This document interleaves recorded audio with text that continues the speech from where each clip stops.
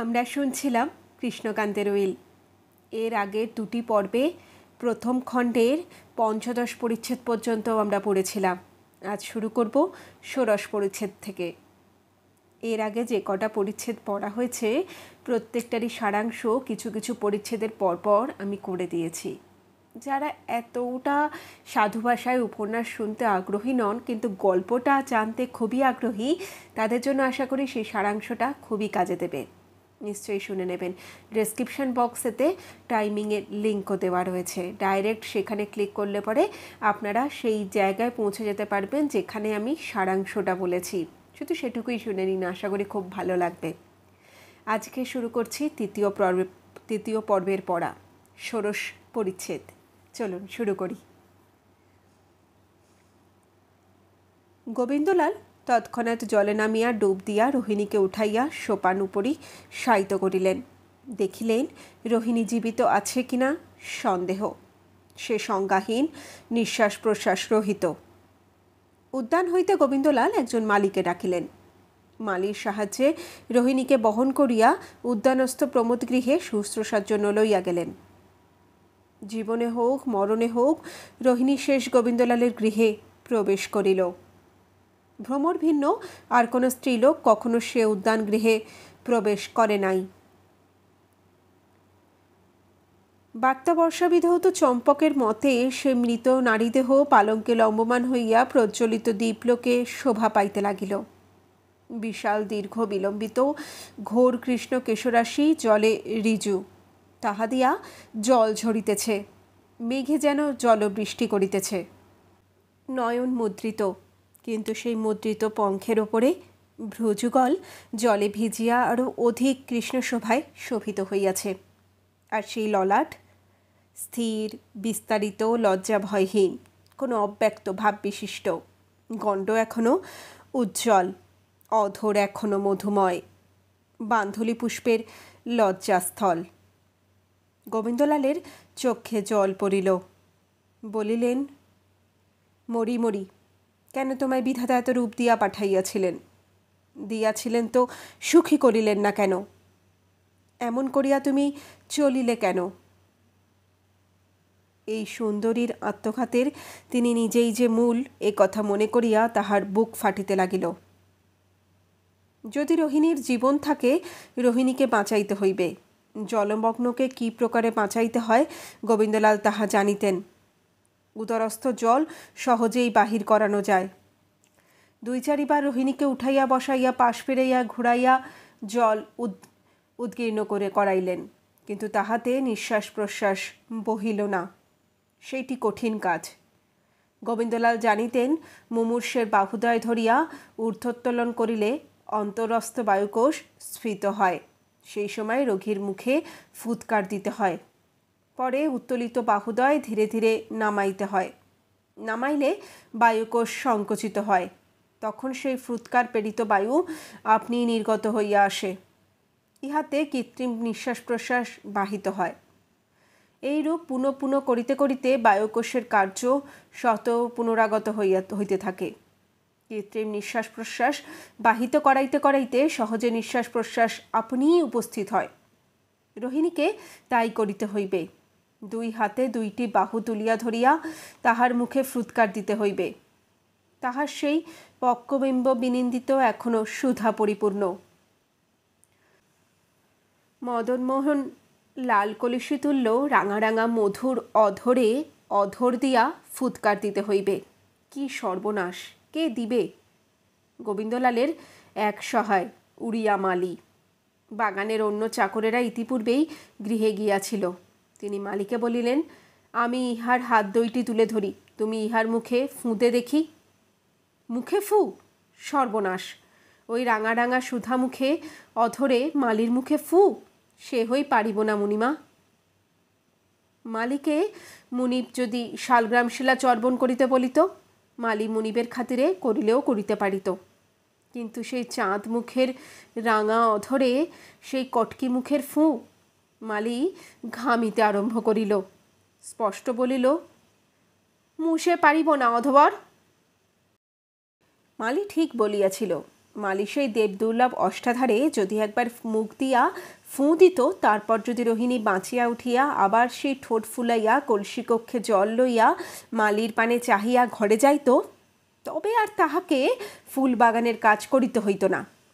সে খন্তা, খুরপো, নিরিন, কাঁচি, কোদালি বারুণীর জলে ফেলিয়া দিয়া এক দৌড়ে ভদ্রক পানে ছুটিত, সন্দেহ নাই। বোধ হয় সুবর্ণরেখা নীল জলে ডুবিয়া মরিত। মালি অত ভাবিয়াছিল কিনা বলিতে পারি না, কিন্তু মালি ফু দিতে রাজি হইল না। অগত্যা গোবিন্দলাল তাহাকে বলিলেন, তবে তুই এইরূপ ইহার হাত দুইটি ধীরে ধীরে উঠাইতে থাক, আমি ফু দিই, তাহার পর ধীরে ধীরে হাত নামাইবি। মালি তাহা স্বীকার করিল। সে হাত দুইটি ধরিয়া ধীরে ধীরে উঠাইল। গোবিন্দলাল তখন সেই ফুল্ল রক্তকুসুমিত কান্তি অধর যুগলে অধর যুগল স্থাপন করিয়া রোহিণীর মুখে ফুৎকার দিলেন। সেই সময় ভ্রমর একটা লাঠি লইয়া একটা বিড়াল মারিতে যাইতেছিল। বিড়াল মারিতে লাঠি বিড়ালকে না লাগিয়া ভ্রমরেরই কপালে লাগিল। মালি রোহিণীর বাহুদয় নামাইল, আবার উঠাইল। আবার গোবিন্দলাল ফুৎকার দিলেন, আবার সেই রূপ হইল। আবার সেই রূপ পুনঃ পুনঃ করিতে লাগিলেন। 2-3 ঘণ্টা এইরূপ করিলেন। রোহিণীর নিঃশ্বাস বহিল, রোহিণী বাঁচিল। শুরু করতে চলেছি 7ম পরিচ্ছেদ। রোহিণীর নিঃশ্বাস প্রশ্বাস বহিতে লাগিল। গোবিন্দলাল তাহাকে ঔষধ পান করাইলেন। ঔষধ বলকারক। ক্রমে রোহিণীর বল সঞ্চার হইতে লাগিল। রোহিণী চাহিয়া দেখিল, সজ্জিত রম্ভ গৃহ মধ্যে মন্দ মন্দ শীতল পবন বাতায়ন পথে পরিভ্রমণ করিতেছে। একদিকে স্ফটিকাধারে স্নিগ্ধ প্রদীপ জ্বলিতেছে, আর একদিকে হৃদয়াধারের জীবন প্রদীপ জ্বলিতেছে। এদিকে রোহিণী। গোবিন্দলাল হস্তপ্রদত্ত মৃত্যু সঞ্জীবিনী সুরা পান করিয়া মৃত সঞ্জীবিতা হইতে লাগিল। আর একদিকে তাহার মৃত সঞ্জীবনী কথা শ্রবণ পথে পান করিয়া মৃত সঞ্জীবিতা হইতে লাগিল। প্রথমে নিঃশ্বাস, পরে চৈতন্য, পরে দৃষ্টি, তারপরে স্মৃতি, শেষে বাক্য স্ফুরিত হইতে লাগিল। রোহিণী বলিল, আমি মরিয়াছিলাম, আমাকে কে বাঁচাইল? গোবিন্দলাল বলিলেন, যেই বাঁচাক, তুমি যে রক্ষা পাইয়াছ, এই যথেষ্ট। রোহিণী বলিল, আমাকে কেন বাঁচাইলেন? আপনার সঙ্গে আমার এমন কি শত্রুতা যে মরণেও আপনার প্রতিবাদী? গোবিন্দ, তুমি মরিবে কেন? রোহিণী, মরিবারও কি আমার অধিকার নাই? গোবিন্দ, পাপে কাহারও অধিকার নাই, আত্মহত্যা পাপ। রোহিণী, আমি পাপ পুণ্য জানি না, আমাকে কেহ শিখায় নাই, আমি পাপ পুণ্য মানি না। কোন পাপে আমার এই দণ্ড? পাপ না করিয়াও যদি এই দুঃখ, তবে পাপ করিলেই বা ইহার বেশি কি হইবে? আমি মরিব। এবার না হয় তোমার চক্ষে পড়িয়াছিলাম বলিয়া তুমি রক্ষা করিয়াছ, ফিরবার যাহাতে তোমার চক্ষে না পড়ি সে যত্ন করিব। গোবিন্দলাল বড় কাতর হইলেন, বলিলেন, তুমি কেন মরিবে? রোহিণী, চিরকাল ধরিয়া দণ্ডে দণ্ডে পলে পলে রাত্রিদিন মরার অপেক্ষা একেবারে মরা ভালো। গোবিন্দ, কিসের এত যন্ত্রণা? রোহিণী, রাত্রিদিন দারুণ তৃষা, হৃদয় পুড়িতেছে, সম্মুখেই শীতল জল, কিন্তু ইহজন্মে সে জল স্পর্শ করিতে পারিব না, আশাও নাই। গোবিন্দলাল তখন বলিলেন যে, আর এসব কথায় কাজ নাই, চলো তোমাকে গৃহে রাখিয়া আসি। রোহিণী বলিল, না, আমি একাই যাইব। গোবিন্দলাল বুঝিলেন আপত্তিটা কি। গোবিন্দলাল আর কিছু বলিলেন না। রোহিণী একাই গেল। তখন গোবিন্দলাল সেই বিজন কক্ষ মধ্যে সহসা ভূপতিত হইয়া ধূল্যবলুণ্ঠিত হইয়া রোদন করিতে লাগিলেন। মাটিতে মুখ লুকাইয়া দরবিগলিত লোচনে ডাকিতে লাগিলেন, হা নাথ, নাথ, তুমি আমায় এই বিপদে রক্ষা করো। তুমি বলো, তুমি বল না দিলে কাহার বলে আমি এই বিপদ হইতে উদ্ধার পাইব? আমি মরিব, ভ্রমর মরিবে, তুমি এই চিত্তে বিরাজ করিও, আমি তোমার বলে আত্মজয় করিব। অষ্টাদশ পরিচ্ছেদ। গোবিন্দলাল গৃহে প্রত্যাগমন করিলে ভ্রমর জিজ্ঞাসা করিল, আজ এত রাত্রি পর্যন্ত বাগানে ছিলে কেন? গোবিন্দ, কেন জিজ্ঞাসা করিতেছ? আর কখনো কি থাকি না? ভ্রমর, থাকো, কিন্তু আজ তোমার মুখ দেখিয়া তোমার কথার আওয়াজে বোধ হইতেছে আজ কিছু হইয়াছে। গোবিন্দ, কি হইয়াছে? ভ্রমর, কি হইয়াছে তাহা তুমি না বলিলে আমি কি প্রকারে বলিব? আমি কি সেখানে ছিলাম? গোবিন্দ, কেন সেটা মুখ দেখিয়া বলিতে পারো না? ভ্রমর, তামাশা রাখো, কথাটা ভালো কথা নহে, সেটা মুখ দেখিয়া বলিতে পারিতেছি। আমায় বলো, আমার প্রাণ বড় কাতর হইতেছে। বলিতে বলিতে ভ্রমর চক্ষু দিয়ে জল পড়িতে লাগিল। গোবিন্দলাল ভ্রমরের চক্ষের জল মুছাইয়া আদর করিয়া বলিলেন, আর একদিন বলিব ভ্রমর, আজ নহে। ভ্রমর, আজ নহে কেন? গোবিন্দ, তুমি এখন বালিকা, সে কথা বালিকার শুনিয়া কাজ নাই। ভ্রমর, কাল কি আমি বুড়া হইব? গোবিন্দ, কালও বলিব না, 2 বৎসর পরে বলিব, এখন আর জিজ্ঞাসা করিও না ভ্রমর। ভ্রমর দীর্ঘ নিঃশ্বাস ত্যাগ করিল, বলিল, তবে তাই, 2 বৎসর পরেই বলিও। আমার শুনিবার বড় স্বাদ ছিল, কিন্তু তুমি যদি বলিলে না, তবে আমি শুনিব কি প্রকারে? আমার বড় মন কেমন কেমন কেমন করিতেছে। কেমন একটা বড় ভারী দুঃখ ভ্রমরের মনের ভেতর অন্ধকার করিয়া উঠিতে লাগিল। যেমন বসন্তের আকাশ বড় সুন্দর, বড় নীল, বড় উজ্জ্বল, কোথাও কিছু নাই, অকস্মাৎ একখানা মেঘ উঠিয়া চারিদিক আঁধার করিয়া ফেলে। ভ্রমরের বোধ হইল যেন তার বুকের ভেতর তেমনি একখানা মেঘ উঠিয়া সহসা চারিদিক আঁধার করিয়া ফেলিল। ভ্রমরের চোখে জল আসিতে লাগিল। ভ্রমর মনে করিল, আমি অকারণে কাঁদিতেছি, আমি বড় দুষ্টু হইয়াছি, আমার স্বামী রাগ করিবেন। অতএব ভ্রমর কাঁদিতে কাঁদিতে কাঁদিতে বাহির হইয়া গিয়া কোণে বসিয়া পা ছড়াইয়া অন্নদামঙ্গল পড়িতে বসিল। কি মাথা মুন্ডু পড়িল তাহা বলিতে পারি না, কিন্তু বুকের ভেতর হইতে সেই কালো মেঘখানা কিছুতেই নামিল না। শুরু করতে চলেছি 49 পরিচ্ছেদ। তার আগে এক ঝলকে দেখে নেওয়া যাক 16, 17 এবং 18 পরিচ্ছেদে আমরা কি দেখলাম। গোবিন্দলাল জলে ডুব দিয়ে রোহিণীকে তুলে এনেছে। বাগানের যে ঘরে এর আগে ভ্রমর ছাড়া আর কোনো মেয়ে কোনো মেয়ে জাতি বা স্ত্রী লোকের ঢোকার অনুমতি হয়নি বা কেউ কখনো পা রাখেনি, সেই ঘরে দ্বিতীয় রমণী ঢুকলো রোহিণী। সেখানে রোহিণীকে শুইয়ে মালির সাহায্যে তার জীবন দান করলো গোবিন্দলাল। 2-3 ঘন্টা ধরে চলল তার থেকে জল বার করার প্রসেস। মুখের মধ্যে মুখ দিয়ে ফুঁ দিল গোবিন্দলাল। মালিকে বলেছিল, কিন্তু মালি স্বীকার করলো না। অমন ফুটফুটে ঠোঁট, তাতে কি মালির মুখ মানায়?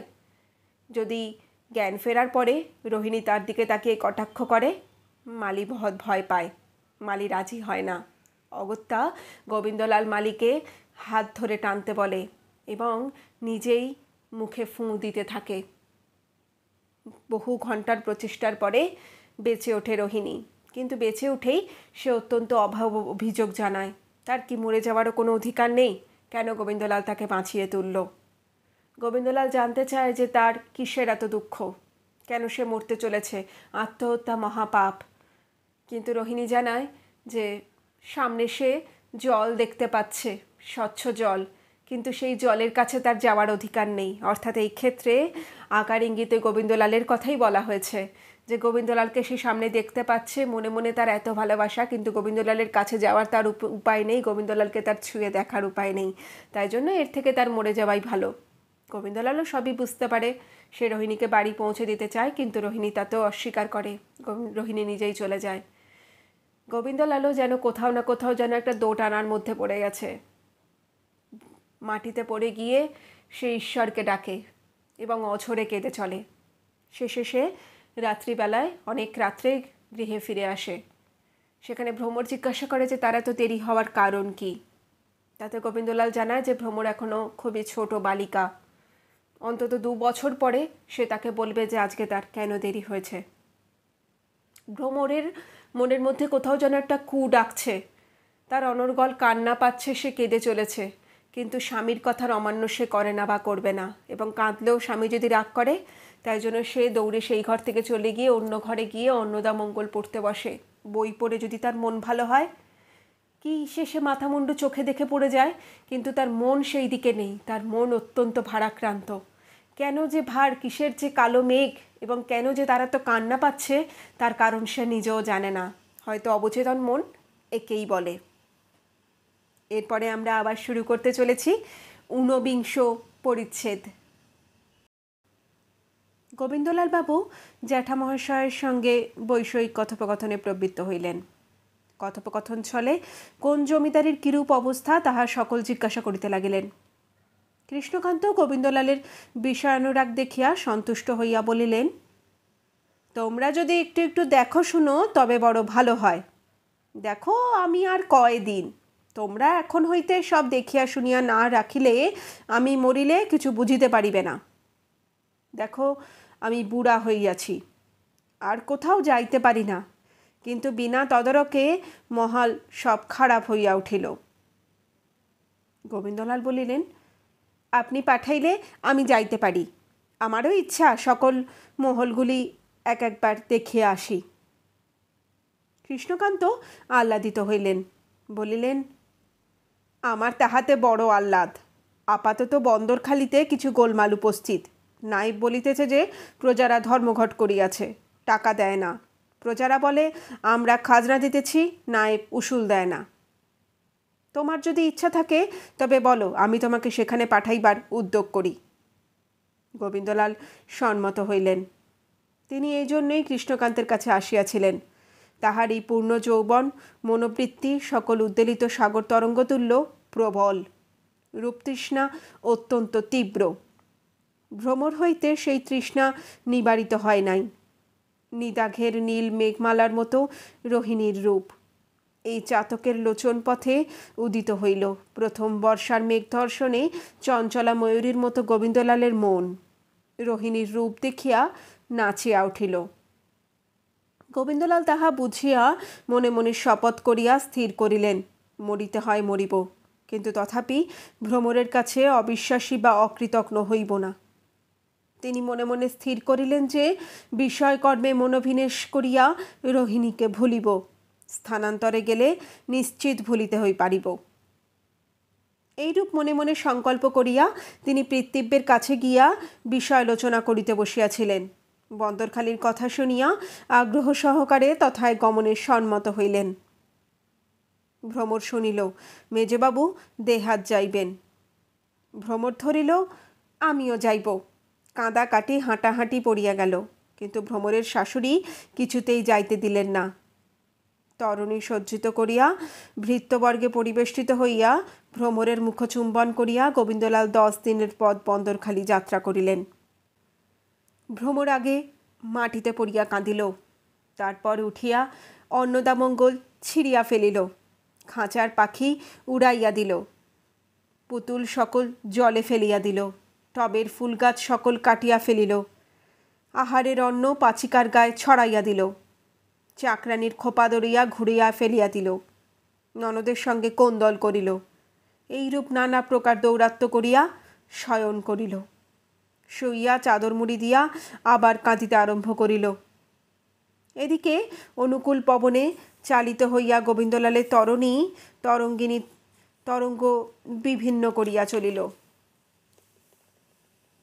20তম পরিচ্ছেদ। কিছু ভালো লাগে না। ভ্রমর একা।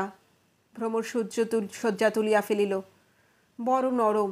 খাটের পায়া খুলিয়া ফেলিল। বাতাস বড় গরম। চাকরানীদিগকে ফুল আনিতে বারণ করিল। ফুলে বড় পোকা। তাস খেলা বন্ধ করিল।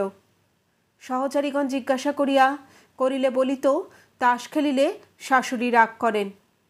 সুঁচ সুতা উল পেটান সব একে একে পাড়ার মেয়েদের বিলাইয়া দিল। জিজ্ঞাসা করিলে বলিল যে বড় চোখ জ্বালা করে। বস্ত্র মলিন কেন কেহ জিজ্ঞাসা করিলে ধোপাকে গালি পারে, অথচ ধৌত বস্ত্রে গৃহ পরিপূর্ণ। মাথায় চুলের সঙ্গে চিরুনির সম্পর্ক রহিত হইয়া আসিয়াছিল। উলুবনের খড়ের মতো চুল বাতাসে দুলিত। জিজ্ঞাসা করিলে ভ্রমর হাসিয়া চুলগুলি হাত দিয়া টানিয়া খোপায় গুজিত। এই পর্যন্ত। আহারাদির সময় ভ্রমর নিত্য বাহানা করিতে আরম্ভ করিল, আমি খাইব না, আমার জ্বর হইয়াছে। শাশুড়ি কবিরাজ দেখাইয়া পাচন ও বড়ির ব্যবস্থা করিয়া ক্ষীরোদার প্রতি ভার দিলেন যে বৌমাকে ওষুধগুলি খাওয়াইবি। বৌমা ক্ষীরির হাত হইতে বড়ি পাচন কারিয়া লইয়া জানলা গলাইয়া ফেলাইয়া দিল। ক্রমে ক্রমে এতটা বাড়াবাড়ি ক্ষীরি চাকরানির চক্ষে অসহ্য হইয়া উঠিল। ক্ষীরি বলিল, ভালো বউ ঠাকরানী, কার জন্য তুমি অমন করো? যার জন্য তুমি আহার নিদ্রা ত্যাগ করিলে তিনি কি তোমার কথা একদিনের জন্য ভাবেন? তুমি মরিতেছ কেঁদে কেটে, আর তিনি হয়তো হুকার নল মুখে দিয়া চক্ষু বুজিয়া রোহিণী ঠাকরানীর ধ্যান করিতেছেন। ভ্রমর ক্ষীরিকে ঠাস করিয়া এক চর মারিল। ভ্রমরের হাত বিলক্ষণ চলিত। প্রায় কাঁদো কাঁদো হইয়া বলিল, তুই যা ইচ্ছা তাই বকবি তো আমার কাছ থেকে উঠিয়া যা। ক্ষীরি বলিল, তা চর চাপড় মারিলেই কি লোকের মুখ চাপা থাকিবে? তুমি রাগ করিয়া বলিয়া আমার ভয় কিছু বলিব না, কিন্তু না বলিলেও বাঁচি না। পাঁচি চারলনিকে ডাকিয়া জিজ্ঞাসা করে দেখো দেখি সেদিন অত রাত্রে রোহিণী বাবুর বাগান হইতে আসিতেছিল কিনা। ক্ষীরোদার কপাল মন্দ, তাই এমন কথা সকালবেলা ভ্রমরের কাছে বলিল। ভ্রমর উঠিয়া দাঁড়াইয়া ক্ষীরোদাকে চরের ওপর চর মারিল, কিলের ওপর কিল মারিল, তাহাকে ঠেলা মারিয়া ফেলিয়া দিল, তাহার চুল ধরিয়া টানিল, শেষে আপনি কাঁদিতে লাগিল। ক্ষীরোদা মধ্যে মধ্যে ভ্রমরের কাছে চটটা চাপটা খাইত, কখনো রাগ করিত না, কিন্তু আজই কিছু বাড়াবাড়ি, আজ কিছুটা রাগিল। বলিল, তা ঠাকুরন, আমাদের মারিলে ধরিলে কি হইবে? তোমারই জন্য আমরা বলি। তোমাদের কথা লইয়া লোকে একটা হই হই করে, আমরা তো সইতে পারি না। তা আমার কথা বিশ্বাস না হয় তুমি পাঁচিকে ডাকিয়া জিজ্ঞাসা করো। ভ্রমর ক্রোধে দুঃখে কাঁদিতে কাঁদিতে বলিতে লাগিল, তোর জিজ্ঞাসা করিতে হয়, তুই করকে। আমি কি তোদের মতো ছুঁচোপাজি যে আমার স্বামীর কথা পাঁচি চাকলালিকে জিজ্ঞাসা করিতে যাইব? তুই এত বড় কথা আমাকে বলিস? ঠাকুরানীকে বলিয়া আমি ঝাঁটা মেরে তোকে দূর করিয়া দিব। তুই আমার সম্মুখ হইতে দূর হইয়া যা। তখন সকালবেলা উত্তম মধ্যম ভোজন করিয়া ক্ষীরোদা ওরফে ক্ষীরি চাকরানী রাগে গড়গড় করিতে করিতে চলিয়া গেল। এদিকে ভ্রমর ঊর্ধ্বমুখে সজল নয়নে যুক্ত করে মনে মনে গোবিন্দলালকে ডাকিয়া বলিতে লাগিল, হে গুরু, হে শিক্ষক, ধর্মজ্ঞ, আমার একমাত্র সত্যস্বরূপ, তুমি কি সেদিন এই কথা আমার কাছে গোপন করিয়াছিলে? তার মনের ভেতর যে মন, হৃদয়ের যে লুকায়িত স্থান কেহ কখনো দেখিতে পায় না, যেখানে আত্মপ্রতারণা নাই, সেখান পর্যন্ত ভ্রমর দেখিলেন। স্বামীর প্রতি অবিশ্বাস নাই, অবিশ্বাস হয় না। ভ্রমর কেবল একবার মাত্র মনে ভাবিলেন যে তিনি অবিশ্বাসী হইলেই বা এমন দুঃখ কি, আমি মরিলেই সব ফুরাইবে। হিন্দুর মেয়ে মরা বড় সহজ মনে করে। ১বিংশতিতম পরিচ্ছেদ। এখন ক্ষীরি চাকরানী মনে করিল যে এ বড় কলিকাল, একরত্তি মেয়েটা আমার কথায় বিশ্বাস করে না। ক্ষীরোদার সরল অন্তর্করণে ভ্রমরের ওপর রাগ দেশাদি কিছুই নাই। সে ভ্রমরের মঙ্গলকাঙ্ক্ষিনী বটে, তাহার অমঙ্গল চাহে না। তবে ভ্রমর যে তাহার ঠকামি কানে তুলিল না, সেটা অসহ্য। ক্ষীরোদা তখন সুচিক্কণ দেহষ্ঠিত সংক্ষেপে তৈল নিষিক্ত করিয়া রঙ্গ করা গামছাখানি কাঁধে ফেলিয়া কলসি কক্ষে বারুণীর ঘাটে স্নান করিতে চলিল। হরমণি ঠাকুরানী বাবুদের বাড়ির একজন পাচিকা। সেই সময় বারুণীর ঘাট হইতে স্নান করিয়া আসিতেছিল। প্রথমে তাহার সঙ্গে সাক্ষাৎ হইল। হরমণিকে দেখিয়া ক্ষীরোদা আপনা আপনি বলিতে লাগিল, বলে যার জন্য চুরি করি সেই বলে চোর, আর বড়লোকের কাজ করা হলো না। কখনকার মেজাজ কেমন থাকে তার ঠিকানাই নাই। হরমণি একটু কোন্দলের গন্ধ পাইয়া দাহিন হাতের কাঁচা কাপড়খানি বাঁ হাতে রাখিয়া জিজ্ঞাসা করিল, কে লো ক্ষীরোদা, আবার কি হয়েছে?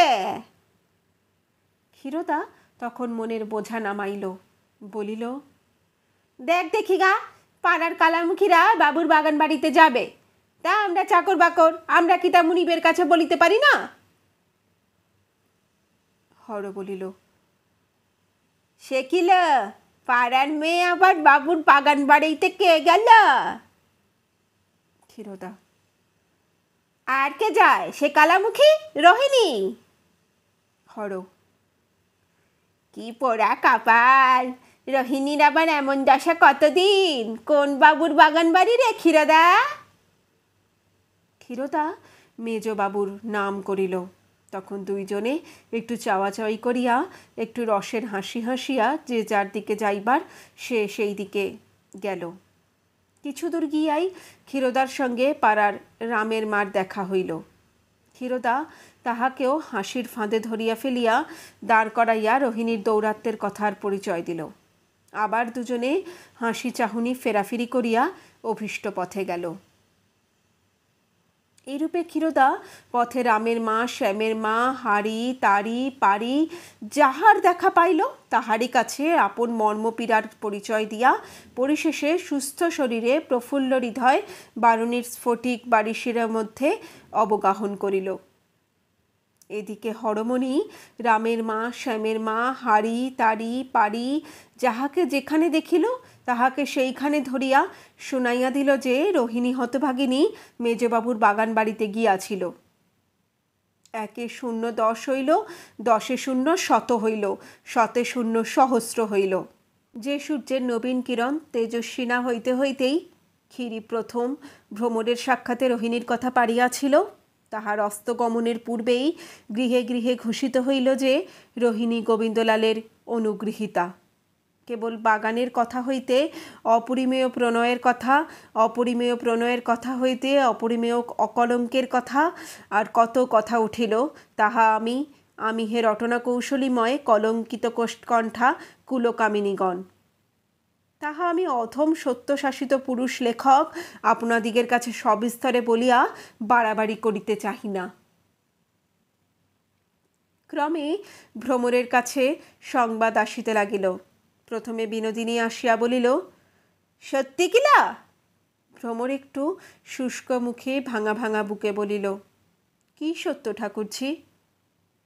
ঠাকুরঝি তখন ফুলধনুর মতো দুইখানি ভ্রু একটু জড়সড় করিয়া অপাঙ্গে একটু বৈদ্যুতি প্রেরণ করিয়া ছেলেটিকে কোলে টানিয়া বসাইয়া বলিল, বলি রোহিণীর কথাটা।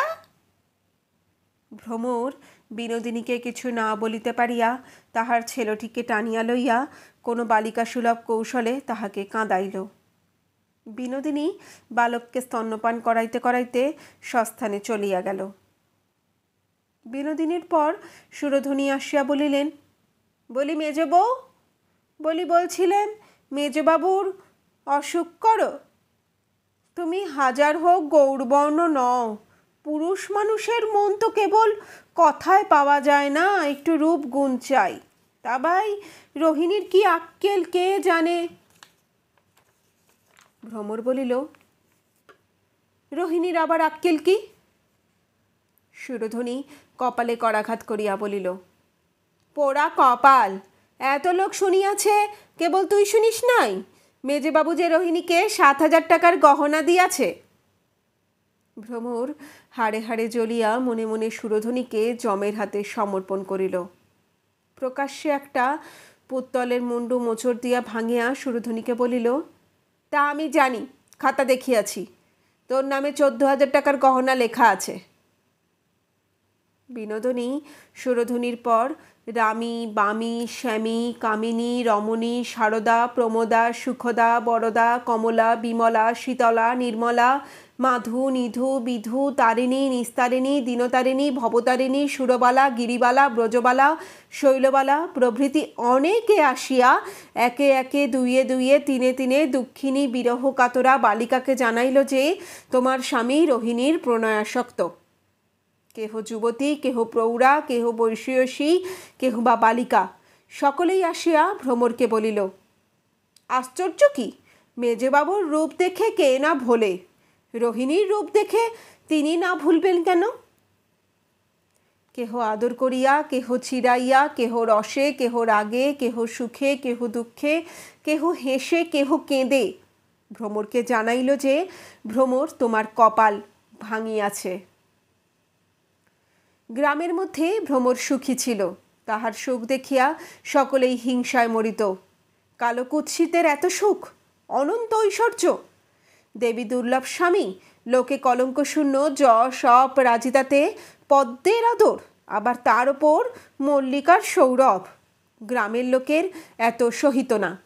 তাই পালে পালে দলে দলে কেহ ছলে, কেহ কোলে, কেহ ভগিনী সঙ্গে করিয়া, কেহ করবি বাঁধিয়া, কেহ করবি বাঁধিতে বাঁধিতে, কেহ এলো চুলে সংবাদ দিতে আসিলেন, ভ্রমর তোমার সুখ গিয়াছে।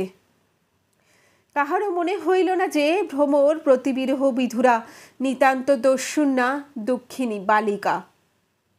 ভ্রমর আর সহ্য করিতে না পারিয়া দ্বার রুদ্ধ করিয়া হৃদ্যতলে শয়ন করিল, ধূল্যবলুণ্ঠিত হইয়া কাঁদিতে লাগিল। মনে মনে বলিল, হে সন্দেহ ভঞ্জন, হে প্রাণাধিক, তুমি আমার সন্দেহ, তুমি আমার বিশ্বাস। আজ তোমাকে জিজ্ঞাসা করিব আমার কি সন্দেহ হয়, কিন্তু সকলেই বলিতেছে, সত্য না হইলে সকলে বলিবে কেন? তুমি এখানে নাই, আজই তোমার সন্দেহ ভঞ্জন কে করিবে? আমার সন্দেহ ভঞ্জন হইল না, তবে মরি না কেন? এ সন্দেহ লইয়া কি বাঁচা যায়? আমি মরি না কেন? ফিরিয়া আসিয়া প্রাণেশ্বর, আমায় গালি দিও না যে ভ্রমরা আমায় না বলিয়া মরিয়াছে।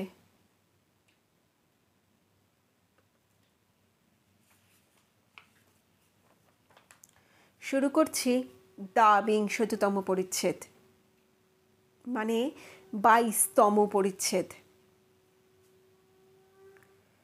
এখনো ভ্রমরেরও যে জ্বালা, রোহিণীরও সেই জ্বালা।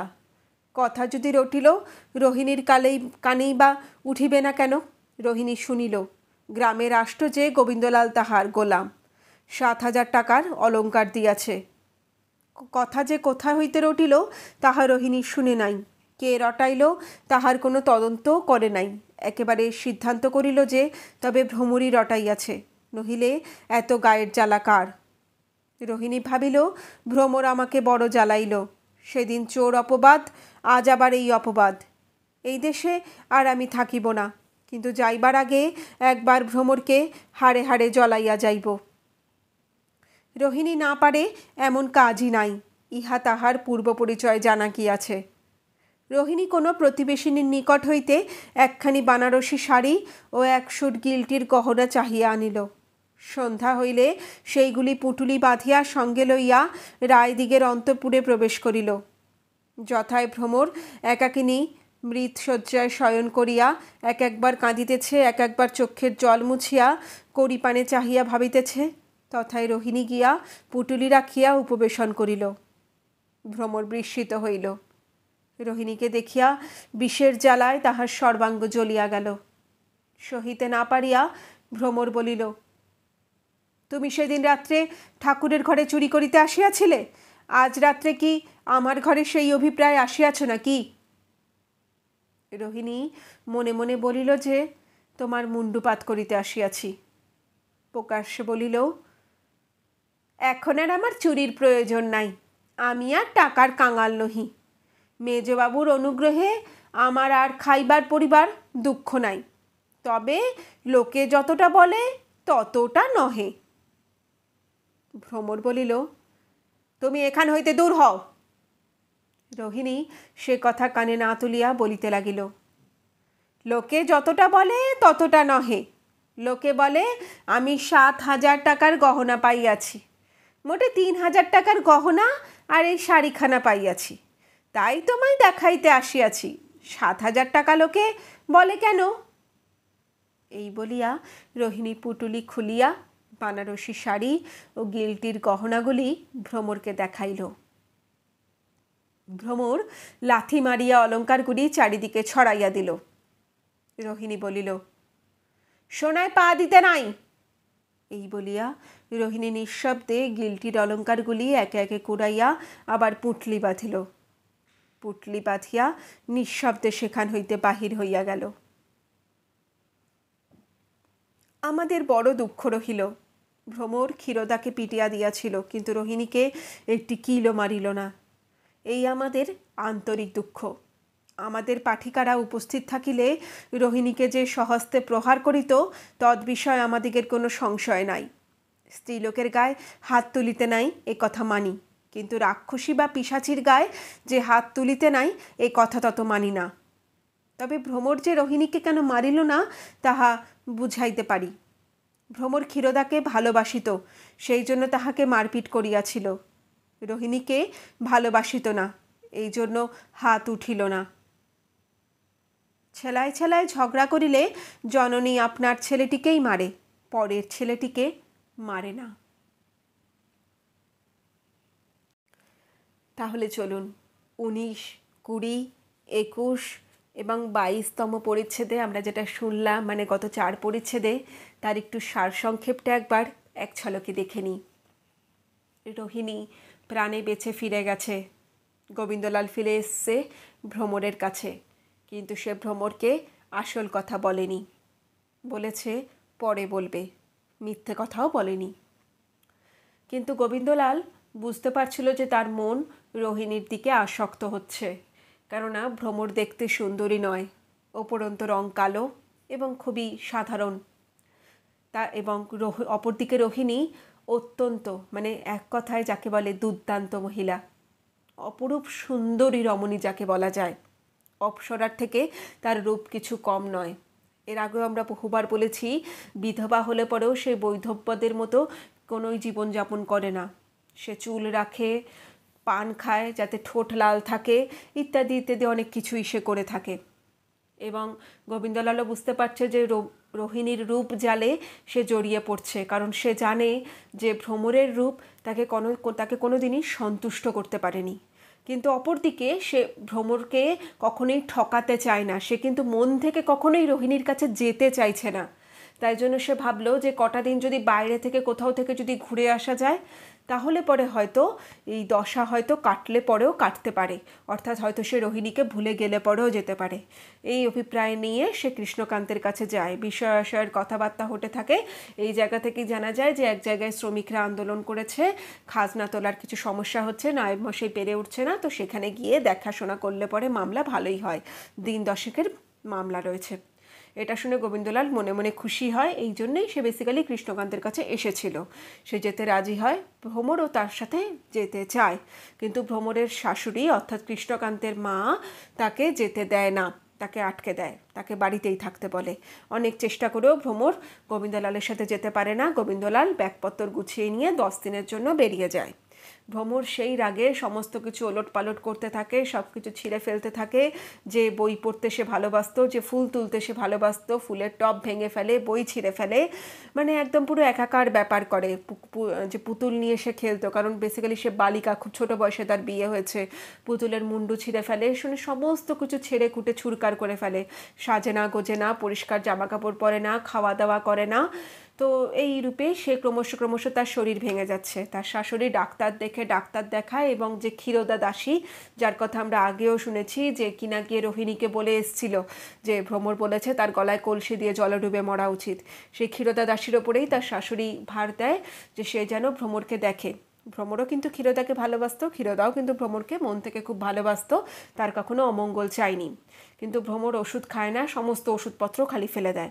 ক্ষীরোদা এর ফলে খুবই রেগে যায় এবং সে বলে যে তুমি এখানে রাগ দেখাচ্ছ, আর তোমার স্বামী তো অন্যের সঙ্গে প্রণয় লীলায় ব্যস্ত। বেসিক্যালি সেদিনকে কী হয়েছিল সে কথা কেউই জানে না, শুধু পাঁচি নামে এক দাসী দেখেছিল যে রোহিণী বাগান বাড়ি থেকে বেরিয়ে যাচ্ছে। এর ফলেই কথা শুধুমাত্র সেটুকুই যা হয়, 1 কথা থেকে 5 কথা, 5 কথা থেকে 10 কথা, 10 কথা থেকে 10 সহস্র কথা। তো সেইভাবেই কথা উঠে আসে।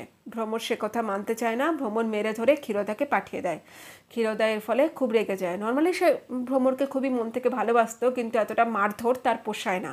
সে ঠিক করে যে রোহিণীর জন্যই এই সমস্ত কিছু হয়েছে, তার ফলে সে রোহিণীর বদনাম করবে। কিন্তু এর ফলে একদিক থেকে যে ভ্রমরও যে অ্যাফেক্টেড, সেটা যে ভ্রমরের স্বামী, এত দিকেতে তার দৃষ্টি দেওয়ার নেই, কারণ না সে মুখ্য সূক্ষ্ম গ্রামের দাসীবাদী লোক। তার মার খেয়েছে, তার রাগ হয়েছে, যার জন্য হয়েছে তার কথা রটাতে হবে। সুতরাং গ্রামে পুকুরে সে নাইতে যায় এবং আশপাশে রাস্তায় যাকেই দেখে সে বিভিন্নভাবে বলতে থাকে যে রোহিণী তো এরকমভাবে বাবুর অনুগ্রহ পেয়েছে, সে বাগান বাড়িতে যাচ্ছে, অমুক তমুক, অর্থাৎ বিভিন্ন রকম শারীরিক কথাবার্তা, মানে যেগুলো খুবই অনৈতিক, সেই সমস্ত কথাবার্তাই কিন্তু উঠে আসে। এবং এই ক্ষেত্রে কথা একে দুয়ে বাড়তে বাড়তে যা হওয়ার তাই হয়। কোথায় বেরিয়ে এসছিল, মানে রোহিণীকে বেরিয়ে আসতে দেখা গেছিলো, এইটুকুনি কথার থেকে আসে যে গোবিন্দলাল রোহিণীর প্রণয়াসক্ত। রোহিণী সেই বাড়িতে যাচ্ছে বাবুকে খুশি করার জন্য, এবং 7,000 টাকা, তখনকার সময় 7,000 টাকা ভেবে দেখার ব্যাপার। কিন্তু বঙ্কিমচন্দ্র চট্টোপাধ্যায়ের সময়, ইস্ট ইন্ডিয়া কোম্পানির সময়, সেই সময় তখন 7,000 টাকার গহনা নাকি রোহিণীকে নাকি গোবিন্দলাল কিনে দিয়েছে, ইত্যাদি ইত্যাদি আরও কথা সমস্ত লোকমুখে চাওর হতে থাকে। এক এক করে কথা এবার উল্টো দিক থেকে ঘুরে ভ্রমরের কাছে আসতে থাকে। ভ্রমরের অবস্থা আরও খারাপ হতে থাকে। পাড়ার এমন কোনো ছেলে মেয়ে বউ নেই যে এসে ভ্রমরের কাছে 5 রকম করে বাড়িয়ে কথা বলে না। ভ্রমরের ফলে আরও হয়ে পড়ে। এবারেতে কথা ঠিক একইভাবে রোহিণীর কাছেও যায়, এবং রোহিণী ভাবে নিশ্চয়ই এই কথাটা ভ্রমরই রটিয়েছে। ভ্রমরের মনে নিশ্চয়ই রাগ যে গোবিন্দলাল তার কাছে এসছে, মানে তাকে বাঁচিয়ে তুলেছে, তাই জন্য নিশ্চয়ই সেই রাগে ভ্রমর তার নামে এই সমস্ত উল্টোপাল্টা কথা লটিয়েছে। কোথা থেকে যে কথাটা অ্যাকচুয়ালি শুরু হয়েছে সেটা রোহিণী একবার প্রয়োজন মাত্র মনে করে না। আমরা এর আগেও দেখেছি যে রোহিণী ভালোর সময় ভালো কাজটুকু পরিপূর্ণভাবে করে উঠতে পারে না, কিন্তু খারাপ কাজটুকু সে খুব ভালোভাবেই করতে পারে।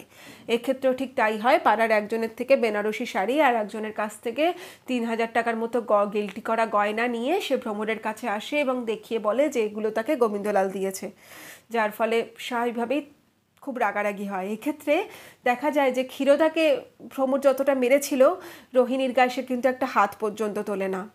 এই ক্ষেত্রে লেখক বলছে নিশ্চয়ই যে আমরা পাঠক পাঠিকারা যদি সেখানে থাকতাম, আমরা হয়তো তাহলে পরে এই রাক্ষসী সর্বনাশী রোহিণীকে হয়তো 1-2 ঘা ভ্রমরের হয়ে হয়তো মেরেই দিতাম, কি তাই তো? কিন্তু এক্ষেত্রে ভ্রমর কেন মারেনি তারও একটা যৌক্তিকতা কিন্তু লেখক বঙ্কিমচন্দ্র খাড়া করেছেন। তিনি বলছেন যে ক্ষীরোদাকে, মানে ক্ষীরকে ভ্রমর ভালোবাসতো, নিজের বলে মনে করতো, তাই জন্যই তাকে সে মেরেছে। কিন্তু রোহিণীকে সে ভালোবাসে না, না তো সে নিজের বলে মনে করে, তাই জন্য তার গায়ে সে হাত তোলেনি। এরপরেতে দেখা যায় কথা ঘুরতে ঘুরতে তার যে ঠাকুরঝি, মানে ভ্রমরের যে ঠাকুরঝি, তার কাছে তো এসছে। সেও যায়, সেও গিয়ে ভ্রমরকে 2-4 কথা শুনিয়ে দেয়। ঠাকুরঝিকে তো আর মারা যায় না, তার বাচ্চা ছেলেটাকে কোনো প্রকারে ভ্রমর কাঁদিয়ে দেয়। মানে যেই বলতে আসে সে সেটা বিশ্বাস করতে চায় না, কিন্তু বিশ্বাস না করে উপায় নেই, কারণ 4 দিক থেকে কথার বানে, মানে বেসিক্যালি যেটাকে আমরা মেন্টাল হ্যারাসমেন্ট বলে থাকি। কারণ গ্রামের কেউ কিন্তু এখানে আমরা জানতে পারছি ভ্রমরকে খুব একটা সহ্য করতে পারে না, কারণ ভ্রমরের রূপ নেই। ছোট একটা বালিকার, দেখতে কুৎসিত, গায়ের কালো রং, কিন্তু সেই গ্রামের মধ্যে সবচেয়ে সুখী। গোবিন্দলাল তার প্রতি একনিষ্ঠ। এই জিনিসটা গ্রামের কেউ সহ্য করতে পারতো না। তার ফলে একটা সুযোগ পেয়েই সবাই, যার যত, কেউ রাগ, কেউ দুঃখ, কেউ সুখে, কেউ বা শুধুমাত্র পিএনপিসি করার জন্যই ভ্রমরের জীবনকে অতিষ্ঠ করে তুলেছে। এবং ভ্রমরও কিন্তু এই ক্ষেত্রেই মনে মনে মৃত্যু কামনা শুরু করে দিয়েছে, ঠিক যেরকমটা রোহিণী শুরু করেছিল। সুতরাং এক পর্যায়ে এসে আমরা দেখতে পাচ্ছি ঠিক যেরকম কিছুকাল আগে রোহিণীর অবস্থা ছিল, বর্তমানে ভ্রমরের অবস্থাও কিন্তু তাই। ভ্রমরও কিন্তু আস্তে আস্তে চাইছে যে তার এই সমস্ত কিছু সংশয় কেটে যাক, কিন্তু তার সংশয় কাটাবার জন্য গোবিন্দলাল সেখানে নেই। তাই জন্য সে বলছে যে আমি যদি মৃত্যু বরণ করে নিই, তাহলে পরে আশা করি আমার স্বামী এসে হয়তো রাগ করবে না যে আমি তাকে না বলেই চলে গেলাম। আস্তে আস্তে যেন একটা দুঃখের ছায়া যেন ছেয়ে যাচ্ছে। এরপরেই আমরা শুরু করতে চলেছি ত্রয়োবিংশতিতম পরিচ্ছেদ, অর্থাৎ 23তম পরিচ্ছেদ। এখনও চলছে কিন্তু প্রথম খণ্ডই। চলুন শুরু করি 23তম পরিচ্ছেদ। সে রাত্রি প্রভাত না হইতেই ভ্রমর স্বামীকে পত্র লিখিতে বসিল। লেখাপড়া গোবিন্দলাল শিখাইয়াছিলেন, কিন্তু ভ্রমর লেখাপড়ায় তত মজবুত হইয়া ওঠে নাই। ফুলটি, পুতুলটি, পাখিটি, স্বামীটিতে ভ্রমরের মন, লেখাপড়া বা গৃহকর্মে তত নহে। কাগজ লইয়া লিখিতে বসিলে একবার মুছিত, একবার কাটিত, একবার কাগজ বদলাইয়া আবার মুছিত, আবার কাটিত, শেষে ফেলিয়া রাখিত। 2-3 দিনে একখানা পত্র শেষ হইত না। কিন্তু আজ সে সকল কিছু হইল না। তেরা বাঁকা ছাদে যাহা লেখনীর অগ্রে বাহির হইল, আজ তাহাই ভ্রমরের মঞ্জুর। মগুলো শয়ের মতো হইল, দন্তেশ্বগুলো ময়ের মতো হইল, ধগুলো ফয়ের মতো, আর ফগুলো থয়ের মতো, থগুলো ক্ষয়ের মতো। ইকারের স্থানে আকার, আকারের একেবারে লোপ। যুক্ত অক্ষরের স্থানে পৃথক পৃথক অক্ষর, কোনো কোনো অক্ষরেরও লোপ। ভ্রমর কিছু মানিল না। ভ্রমর আজি 1 ঘণ্টার মধ্যে এক দীর্ঘপত্র স্বামীকে লিখিয়া ফেলিল। কাটাকুটি যে ছিল না এমত নহে, আমরা পত্রখানির কিছু পরিচয় দিতেছি। ভ্রমর লিখিতেছে, সেবিকা শ্রী ভোমরা, তারপর ভোমরা কাটিয়ে ভ্রমরা লিখিল। দাস্যা, আগে দাম্মা, তাহা কাটিয়া দাস্য, তাহা কাটিয়া দাস্যে, দাস্যা ঘটিয়া ওঠে নাই। প্রণামা, প্র লিখিতে প্রথমে শ্র লিখেছিল, তারপরে প্র, শেষে প্র। নিবেদনচ, প্রথমে নিবেদনচ, তারপর নিবেদনঞ্চ। বিশেষে, বিশেষ হইয়া ওঠে নাই। এইরূপে পত্র লেখার প্রণালী। যাহা লিখিয়াছিল তাহার বর্ণগুলি শুদ্ধ করিয়া ভাষা একটুকু সংশোধন করিয়া নিম্নে লিখিতেছি। সেদিন রাত্রে বাগানে কেন তোমার দেরি হইয়াছিল তাহা আমাকে ভাঙিয়া বলিলে না, 2 বৎসর পরে বলিবে বলিয়াছিলে। কিন্তু আমি কপালের দোষে আগেই তাহা শুনিলাম। শুনিয়াছি কেন, দেখিয়াছি। তুমি রোহিণীকে যে বস্ত্রালঙ্কার দিয়াছ তাহা সে স্বয়ং আমাকে দেখাইয়া গিয়াছে। তুমি মনে জানো বোধ হয় যে তোমার প্রতি আমার ভক্তি অচলা, তোমার উপর আমার বিশ্বাস অনন্ত। আমিও তাহা জানিতাম, কিন্তু এখন বুঝিলাম যে তাহা নহে। যতদিন তুমি ভক্তির যোগ্য ততদিন আমারও ভক্তি, যতদিন তুমি বিশ্বাসী ততদিন আমারও বিশ্বাস। এখন তোমার উপর আমার ভক্তি নাই, বিশ্বাসও নাই। তোমার দর্শনে আমার আর সুখ নাই। তুমি যখন বাড়ি আসিবে আমাকে অনুগ্রহ করিয়া খবর লিখিও। আমি কাঁদিয়া কাটিয়া যেমন করিয়া পারি পিত্রালয়ে যাইব। গোবিন্দলাল যথাকালে সেই পত্র পাইলেন। তাহার মাথায় বজ্রাঘাত হইল।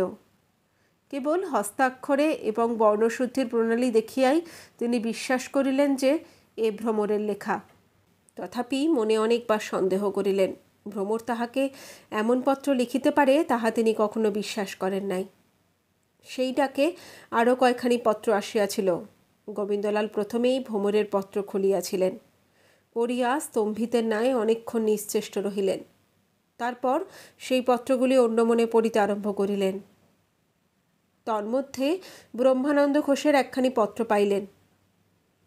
কবিতাপ্রিয় ব্রহ্মানন্দ লিখিতেছেন, ভাইরে, রাজায় রাজায় যুদ্ধ হয়, উলু খড়ের প্রাণ যায়। তোমার ওপর বৌমা সকল দৌরাত্ম্য করিতে পারেন, কিন্তু আমরা দুঃখী প্রাণী, আমাদিগের উপর এ দৌরাত্ম্য কেন? তিনি রাষ্ট্র করিয়াছেন যে তুমি রোহিণীকে 7,000 টাকার অলঙ্কার দিয়াছ। আরও কত কদর্য কথা রটিয়াছে, তাহা তোমাকে লিখিতে লজ্জা করে। যাহা হোক, তোমার কাছে আমার নালিশ, তুমি ইহার বিহিত করিবে, নহিলে আমি এখানকার বাস উঠাইব। ইতি। গোবিন্দলাল আবার বিস্মিত হইলেন। ভ্রমর রটাইয়াছে? মর্ম কিছুই না বুঝিতে পারিয়া গোবিন্দলাল সেই দিন আজ্ঞা প্রচার করিলেন যে এখানকার জলবায়ু আমার সহ্য হইতেছে না, আমি কালই বাটি যাইব, নৌকা প্রস্তুত করো। পরদিন নৌকারোহণে বিষণ্ণ মনে গোবিন্দলাল গৃহে যাত্রা করিলেন। শুরু করছি চতুর্বিংশতিতম পরিচ্ছেদ, 24 নম্বর পরিচ্ছেদ। যাহাকে ভালোবাসো তাহাকে নয়নের আর করিও না, যদি প্রেমবন্ধন দৃঢ় রাখিবে তবে সুতা ছোট করিও, বাঞ্ছিতকে চোখে চোখে রাখিও, অদর্শনে কত বিস্ময় ফল ফলে। যাহাকে বিদায় দিবার সময় কত কাঁদিয়াছ, মনে করিয়াছ বুঝি তাহাকে ছাড়িয়া দিন কাটিবে না, কয় বৎসর পরে তাহার সহিত আবার যখন দেখা হইয়াছে তখন কেবল জিজ্ঞাসা করিয়াছ, ভালো আছো তো? হয়তো সে কথাই হয় নাই, আন্তরিক বিচ্ছেদ ঘটিয়াছে। হয়তো রাগে অভিমানে আর দেখাই হয় নাই। তত নাই হোক, একবার চক্ষের বাহির হইলেই যা ছিল তা আর হয় না, যা যায় তা আর আসে না, যা ভাঙে তা আর গড়ে না। মুক্তবেণীর ওপরে যুক্তবেণী কোথায় দেখিয়াছ? ভ্রমর গোবিন্দলালকে বিদেশ যাইতে দিয়া ভালো করেন নাই। এই সময় দুইজনে একত্র থাকিলে এ মনের মালিন্য বুঝি ঘটিত না, বাচনিক বিবাদে আসল কথা প্রকাশ পাইত। ভ্রমরের এত ভ্রম ঘটিত না, এত রাগ হইত না, রাগে এই সর্বনাশ হইত না। গোবিন্দলাল স্বদেশে যাত্রা করিলে ন্যায়ের কৃষ্ণকান্তের নিকট এক এত্তালা পাঠাইলে যে মধ্যমবাবু অদ্যপ্রাতে গৃহাভিমুখে যাত্রা করিয়াছেন। সে পত্র ডাকে আসিল, নৌকার অপেক্ষা ডাক আগে আসে। গোবিন্দলাল স্বদেশে পৌঁছিবার 4-5 দিন আগে কৃষ্ণকান্তের নিকট নায়েবের পত্র পৌঁছিল। ভ্রমর শুনিলেন স্বামী আসিতেছেন। ভ্রমর তখনই আবার পত্র লিখিতে বসিলেন। খান 4-5 কাগজ কালিতে পুড়াইয়া ছিঁড়িয়া ফেলিয়া ঘণ্টা 2-4 মধ্যে একখানা পত্র লিখিয়া খাড়া করিলেন। এই পত্রে মাতাকে লিখিলেন যে, আমার বড় পীড়া হইয়াছে, তোমরা যদি একবার আমাকে লইয়া যাও তবে আরাম হইয়া আসিতে পারি। বিলম্ব করিও না, পীড়া বৃদ্ধি হইলে আর আরাম হইবে না। পারো যদি কালই লোক পাঠাইও, এখানে পীড়ার কথা বলিও না। এই পত্র লিখিয়া গোপনে খিরি চাকরানির দ্বারা লোক ঠিক করিয়া ভ্রমণ তাহা পিত্রালয় পাঠাইয়া দিল। যদি মা না হইয়া আর কেহ হইত তবে ভ্রমরের পত্র পড়িয়াই বুঝিতে পারিত যে ইহার ভেতর কিছু জুয়াচুরি আছে।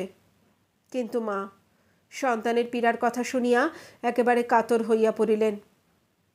উদ্দেশ্যে ভ্রমরের শাশুড়িকে 1 লক্ষ গালি দিয়া স্বামীকে কিছু গালি দিলেন এবং কাঁদিয়া কাটিয়া স্থির করিলেন যে আগামী করল বেহারা পালকি লইয়া চাকর চাকরানি ভ্রমরকে আনিতে যাইবে। ভ্রমরের পিতা কৃষ্ণকান্তকে পত্র লিখিলেন। কৌশল করিয়া ভ্রমরের পীড়ার কোনো কথা না লিখিয়া লিখিলেন যে ভ্রমরের মাতা অত্যন্ত পীড়িতা হইয়াছেন, ভ্রমরকে একবার দেখিতে পাঠাইয়া দিবেন। দাসদাসীদিগকে সেই মতো শিক্ষা দিলেন। কৃষ্ণকান্ত বড় বিপদে পড়িলেন। এদিকে গোবিন্দলাল আসিতেছে, এই সময় ভ্রমরকে পিত্রালয় পাঠানো অকর্তব্য। ওদিকে ভ্রমরের মাতা পীড়িতা, না পাঠাইলেইও নয়। 7-5 ভাবিয়া 4 দিনের করারে ভ্রমরকে পাঠাইয়া দিলেন। 4 দিনের দিন গোবিন্দলাল আসিয়া পৌঁছিলেন। শুনিলেন যে ভ্রমর পিত্রালয় গিয়াছে, আজই তাহাকে আনিতে পালকি যাইবে। গোবিন্দলাল সকলই বুঝিতে পারিলেন। মনে মনে বড় অভিমান হইল। মনে মনে ভাবিলেন, এত অবিশ্বাস! না বুঝিয়া না জিজ্ঞাসা করিয়া আমাকে ত্যাগ করিয়া গেল। আমি আর সে ভ্রমরের মুখ দেখিব না। যাহার ভ্রমর নাই সে কি প্রাণ ধারণ করিতে পারে না? এই ভাবিয়া গোবিন্দলাল ভ্রমরকে আনিবার জন্য লোক পাঠাইতে মাতাকে নিষেধ করিলেন। কেন নিষেধ করিলেন তাহা কিছুই প্রকাশ করিলেন না। তাহার সম্মতি পাইয়া কৃষ্ণকান্ত বধূ আনিবার জন্য আর কোনো উদ্যোগ করিলেন না। শুরু করছি 25তম পরিচ্ছেদ, 25তম পরিচ্ছেদ। এইরূপে 2-4 দিন গেল। ভ্রমরকে কেহ আনিল না, ভ্রমরও আসিল না। গোবিন্দলাল মনে করিলেন ভ্রমরের বড় স্পর্ধা হইয়াছে, তাহাকে একটু কাঁদাইব। মনে করিলেন ভ্রমর বড় অবিচার করিয়াছে, একটু কাঁদাইব। একবার শূন্য গৃহ দেখিয়া আপনি একটু কাঁদিলেন, ভ্রমরের অবিশ্বাস মনে করিয়া একবার একটু কাঁদিলেন। ভ্রমরের সঙ্গে কলহ, এই কথা ভাবিয়া কান্না আসিল। আবার চোখের জল মুছিয়া রাগ করিলেন। রাগ করিয়া ভ্রমরকে ভুলিবার চেষ্টা করিলেন। ভুলিবার সাধ্য কি? সুখ যায়, স্মৃতি যায় না। ক্ষত ভালো হয়, দাগ ভালো হয় না। মানুষ যায়, নাম থাকে। শেষে দুর্বুদ্ধি গোবিন্দলাল মনে করিলেন ভ্রমরকে ভুলিবার উৎকৃষ্ট উপায় রোহিণীর চিন্তা। রোহিণীর অলৌকিক রূপপ্রভা একদিনও গোবিন্দলালের হৃদয় পরিত্যাগ করে নাই। গোবিন্দলাল জোর করিয়া তাহাকে স্থান দিতেন না, কিন্তু সে ছাড়িত না। উপন্যাসে শোনা যায় কোনো গৃহের ভিত্তের দৌরাত্ম্য হইয়াছে, ভূত দিবারাত্রি উকিঝুঁকি মারে, কিন্তু ওঝা তাহাকে তাড়াইয়া দেয়। রোহিণী প্রেতিনী এমন দিবারাত্র গোবিন্দলালের হৃদয় মন্দিরে উকিঝুঁকি মারে, গোবিন্দলাল তাহাকে তাড়াইয়া দেয়। যেমন জলতলে চন্দ্র সূর্যের ছায়া আছে, চন্দ্র সূর্য নাই, তেমনি গোবিন্দলালের হৃদয় অহরহ রোহিণীর ছায়া আছে, রোহিণী নাই। গোবিন্দলাল ভাবিলেন, যদি ভ্রমরকে আপাতত ভুলিতে হইবে তবে রোহিণীর কথাই ভাবি, নহিলে এ দুঃখ ভুলা যায় না। অনেক কুচিকিৎসক ক্ষুদ্র রোগের উপশমের জন্য উৎকট বিষের প্রয়োগ করেন। গোবিন্দলালও ক্ষুদ্র রোগের উপশমের জন্য উৎকট বিষের প্রয়োগে প্রবৃত্ত হইলেন। গোবিন্দলাল আপন ইচ্ছায় আপনি আপন অনিষ্ট সাধনে প্রবৃত্ত হইলেন। রোহিণীর কথা প্রথমে স্মৃতিমাত্র ছিল, পরে দুঃখে পরিণত হইল, দুঃখ হইতে বাসনায় পরিণত হইল। গোবিন্দলাল বারুণী তটে পুষ্পবৃক্ষ পরিবেষ্টিত মণ্ডপ মধ্যে উপবেশন করিয়া সেই বাসনার জন্য অনুতাপ করিতেছিলেন। বর্ষাকাল, আকাশ মেঘাচ্ছন্ন, বাদল হইয়াছে, বৃষ্টি কখনো কখনো জোরে আসিতেছে, কখনো মৃদু হইতেছে, কিন্তু বৃষ্টি ছাড়া নাই। সন্ধ্যা উত্তীর্ণ হয়, প্রয়াক্তা যামিনীর অন্ধকার, তাহার উপর বাদলের অন্ধকার। বারুণীর ঘাট স্পষ্ট দেখা যায় না। গোবিন্দলাল অস্ফুট রূপে দেখিলেন যে একজন স্ত্রীলোক নামিতেছে। রোহিণীর সেই স্বপনাবতরণ গোবিন্দলালের মনে হইল। বাদলে ঘাট বড় পিছল হইয়াছে, পাছে পিছলে পা পিছলাইয়া স্ত্রীলোকটি জলে পড়িয়া গিয়া বিপদগ্রস্ত হয়, ভাবিয়া গোবিন্দলাল কিছু ব্যস্ত হইলেন। পুষ্পমণ্ডপ হইতে ডাকিয়া বলিলেন, কে গা তুমি? আজ ঘাটে নামিও না, বড় পিছল, পড়িয়া যাইবে। স্ত্রীলোকটি তাহার কথা স্পষ্ট বুঝিতে পারিতেছিল কিনা বলতে পারি না। বৃষ্টি পড়িতেছিল, বোধহয় বৃষ্টির শব্দে সে ভালো করিয়া শুনিতে পায় নাই। সে কুক্ষিস্থ কলসি ঘাটে নামাইল, সোপান পুনরহন করিল, ধীরে ধীরে গোবিন্দলালের পুষ্পোদ্যান অভিমুখে চলিল।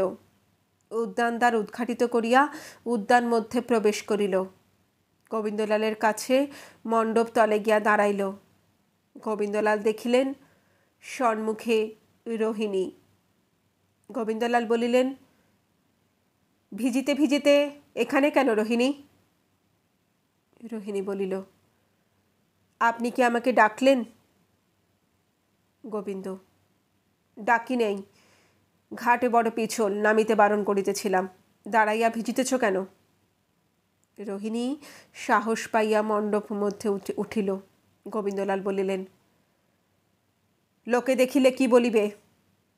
রোহিণী, যা বলিবার তা বলিতেছে, সে কথা আপনার কাছে একদিন বলিব বলিয়া অনেক যত্ন করিতেছি। গোবিন্দ, আমারও সে সম্বন্ধে কতগুলি কথা জিজ্ঞাসা করিবার আছে। কে এ কথা রটাইল? তোমরা ভ্রমরের দোষ দাও কেন? রোহিণী, সকল বলিতেছি, কিন্তু এখানে দাঁড়াইয়া বলিব কি? গোবিন্দ, না, আমার সঙ্গে আইসো। এই বলিয়া গোবিন্দলাল রোহিণীকে ডাকিয়া বাগানের বৈঠকখানায় লইয়া গেলেন। সেখানে উভয়ে যে কথোপকথন হইল তাহার পরিচয় দিতে আমাদিগের প্রবৃত্তি হয় না। কেবল এইমাত্র বলিব যে সেই রাত্রে রোহিণী গৃহে যাইবার পূর্বে বুঝিয়া গেলেন যে গোবিন্দলাল রোহিণীর রূপে মুগ্ধ। ষড়বিংশ পরিচ্ছেদ শুরুর আগে তাহলে আমরা দেখে নিই একবার 23, 24 এবং 25 নম্বর পরিচ্ছেদে আমরা কি দেখলাম তার একটি ছোট সারসংক্ষেপ। ভ্রমর গোবিন্দলালের কাছে লেখাপড়া কিছু শিখেছিল, কিন্তু পরিপূর্ণরূপে শিখে উঠতে পারেনি, কারণ তার সকল মন শুধুমাত্র স্বামীর দিকেই থাকতো। তাই জন্য লেখাপড়া কিংবা ঘরকন্যা কোনোটাই সে সঠিকভাবে শিখে উঠতে পারেনি। লেখাগুলো সে ঠিক করে লিখতে পারছে না, বিভিন্ন অক্ষর বিভিন্নের মতো হয়ে যাচ্ছে, যেমন ফ কখনো থয়ের মতো হয়ে যাচ্ছে, দন্তের স ময়ের মতো হয়ে যাচ্ছে। কিন্তু এইভাবেও আগে যেটা সে কখনো লিখেই উঠতে পারতো না 2-3 দিনে, এখানে সে কিছু ঘন্টার চেষ্টায় তবু একখানি বড় পত্র সে লিখে ফেলে, যেখানে যার মর্ম করলে পরে এরকম দাঁড়ায় যে তুমি সেদিনকে আমাকে বলোনি যে সেদিনকে কি হয়েছিল, তুমি বলেছো আমাকে 2 বছর পরে বলবে, কিন্তু কালের চক্রে আমি জানতে পেরেছি এবং রোহিণী এসে আমাকে দেখিয়ে গেছে যে তুমি তাকে যা গয়না দিয়েছো সে আমাকে সেটা দেখিয়ে গেছে। সুতরাং তোমাকে আমি ভালোবাসতাম, তোমার জন্যই আমার সমস্ত কিছু ছিল, কিন্তু এক্ষণে আমি তোমার আর মুখদর্শনও করতে চাই না। তো যখন তুমি ফিরে আসবে তার কিছু আগে আমাকে জানিও, আমি তার আগেই বাপের বাড়ি চলে যাব, যাতে আমাদের দুজনকে আর সামনাসামনি না হতে হয়। গোবিন্দলাল তো এটা বিশ্বাসই করতে পারে না যে ভ্রমর এরকম করতে পারে, কারণ আমরাও দেখেছি যে প্রথম যখন ক্ষীরোদা যখন ভ্রমরকে বলছে, ভ্রমর কিন্তু সেটা মারে না, সে কিন্তু ক্ষীরোদাকে প্রচণ্ড প্রহার করে, যার ফলে এই ক্ষীরোদা রেগে গিয়ে কিন্তু আসল ঘটনাটাকে রটিয়েছিল। এবারেতে সে আরও কিছু পত্র পায় এবং তারপরে পায় হচ্ছে সে ব্রহ্মানন্দের পত্র, যারই কিছু সম্পর্ক হয়ে রোহিণী তার কাছে আর কি মানে থাকতো কিছু সম্পর্কে। তো সেই ব্রহ্মানন্দ লিখছে যে এটা কীরকম হলো, ভ্রমর এরমভাবে আমাদের সম্বন্ধে করলো, রাজা তোমরা তো রাজা, তোমরা তো বেঁচে চলে যাবে, কিন্তু আমরা প্রজা, আমাদের কি হবে? ভ্রমর এরমভাবে আমাদের নামে যে মিথ্যে যে কুৎসা রটালো, তুমি একটা বিহিত করো, নয়তো আমাদেরকে তো গ্রাম ছাড়া হতে হয়। তো এগুলোর কোনোটাই গোবিন্দলাল জাস্ট বিশ্বাসই করে উঠতে পারছে না। তো সে বলে দিল যে সেখানকার জলবায়ু তার সহ্য হচ্ছে না, কারণ কোনো একটা অজুহাত চাই হঠাৎ করে কাজের মাঝখানে চলে যাওয়ার জন্য। তাই জন্য সে জানালো যে জলবায়ু সহ্য হচ্ছে না, সে ফিরে যেতে চায়। সে নৌকা করে যাত্রা শুরু করলো, কিন্তু যেহেতু গোবিন্দলাল ফিরছে সেই পত্রও তো পৌঁছানো চাই, তো ডাকে সেই পত্র গেল, ডাকের পত্র আরও আগেই পৌঁছায়। তাই জন্য কৃষ্ণকান্ত পত্র পেল যে গোবিন্দলাল ফিরে আসছে, তার মারফত ভ্রমরও জানতে পারলো যে গোবিন্দলাল ফিরে আসছে। এরপরেতে সে তার মাকে পত্র পাঠালো, মানে ভ্রমর তার মাকে পত্র পাঠালো। ভ্রমর বলল যে আমার শরীর কিছু ভালো নেই, কিন্তু আমার শ্বশুরবাড়িতে সে কথা বলো না, তোমরা এসে আমাকে নিয়ে যাও। ভ্রমরের মা ভাবলো যে ভ্রমরের শাশুড়ি নিশ্চয়ই তাকে খুব খাটাচ্ছে, সুতরাং তাকে দুমুড়ো গালাগালি করে এরকম একটা কথা ভ্রমরের মা বাবা মিলে ঠিক করলো যে ভ্রমরের মা খুব অসুস্থ, সুতরাং ভ্রমরকে সেই বলে তার বাপের বাড়িতে নিয়ে আসা হবে। কৃষ্ণকান্ত দেখলো যে গোবিন্দলাল আসছে, এই সময় কখনোই ভ্রমরকে যেতে দেওয়াটা ঠিক না, কিন্তু অপরদিকে ভ্রমরের মা অসুস্থ, সুতরাং তার মাকে যদি না দেখতে যেতে দেয় সেটাও তো ঠিক না। সুতরাং কৃষ্ণকান্ত রাজি হলো, কিন্তু বলে দিল যে 4 দিনের মধ্যে ভ্রমরকে ফিরতে হবে। এবং 4 দিনের মাথায় গোবিন্দলাল এসে যখন পৌঁছলো তখন দেখলো ভ্রমর নেই। সেদিনকেই ভ্রমরের আসার কথা এবং পালকি যাওয়ার কথা। গোবিন্দলালের এতে প্রচণ্ড অভিমান হলো যে একবার কিছুটা সময় ওয়েট করে দাঁড়িয়ে গিয়ে তার থেকে সে আসল কথাটাকে জেনে যেতে পারলো না, লোকের মুখের কথাই তার কাছে এত বড় হলো। অভিমানে জর্জরিত হয়ে সে পালকি নিয়ে যেতে বারণ করে দিল, কিন্তু সে কিছুতেই ভ্রমরকেও ভুলতে পারছে না। খালি ঘর দেখলে পারি তারও কান্না পাচ্ছে, ভ্রমরের কথা মনে পড়ছে।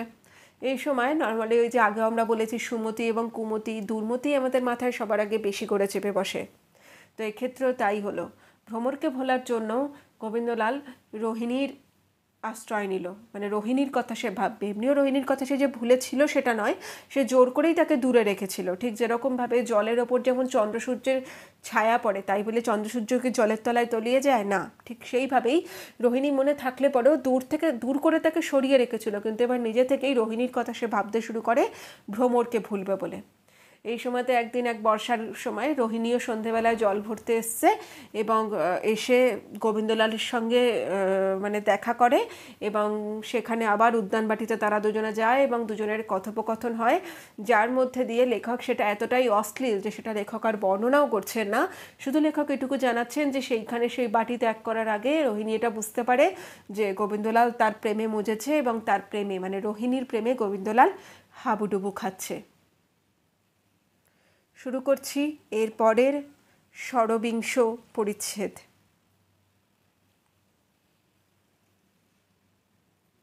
রূপে মুগ্ধ কে কার নয়, আমি এই হরিৎ নীলচিত্রিত প্রজাপতিটির রূপে মুগ্ধ। তুমি কুসুমিত কামিনী শাখার রূপে মুগ্ধ, তাতে দোষ কি? রূপ তো মোহের জন্যই হইয়াছিল। গোবিন্দলাল প্রথমে এই রূপ ভাবিলেন, পাপের প্রথম সোপানে পদার্পণ করিয়া পুণ্যাত্মাও এইরূপই ভাবে। কিন্তু যেমন বাহ্য জগতে মাধ্যাকর্ষণে, তেমনি অন্তর্জগতে পাপের আকর্ষণে প্রতি পদে পতনশীলের গতি বর্ধিত হয়। গোবিন্দলালের অধঃপতন বড় দ্রুত হইল, কেননা রূপতৃষ্ণা অনেক দিন হইতে তাহার হৃদয় শুষ্ক করিয়া তুলিয়াছে। আমরা কেবল কাঁদিতে পারি, অধঃপতন বর্ণনা করিতে পারি না। ক্রমে কৃষ্ণকান্তের কানে রোহিণী ও গোবিন্দলালের নাম একত্রিত হইয়া উঠিল। কৃষ্ণকান্ত দুঃখিত হইলেন। গোবিন্দলালের চরিত্রে কিছুমাত্র কলঙ্ক ঘাঁটলে তাহার বড় কষ্ট। মনে মনে ইচ্ছা হইল গোবিন্দলালকে কিছু অনুযোগ করিবেন, কিন্তু সম্প্রতি কিছু পীড়িত হইয়া পড়িয়াছিলেন, শয়ন মন্দির ত্যাগ করিতে পারিতেন না। সেখানে গোবিন্দলাল তাহাকে প্রত্যহ দেখিতে আসিত, কিন্তু সর্বদা তিনি সেবকগণ পরিবেষ্টিত থাকিতেন। গোবিন্দলালকে সকলের সাক্ষাতে কিছু বলিতে পারিতেন না। কিন্তু পীড়া বড় বৃদ্ধি পাইল। হঠাৎ কৃষ্ণকান্তের মনে হইল যে বুঝি চিত্রগুপ্তের হিসাব নিকাশ হইয়া আসিল। এ জীবনের সাগর সঙ্গম বুঝি সম্মুখে, আর বিলম্ব করিলে কথা বুঝি বলা হইবে না।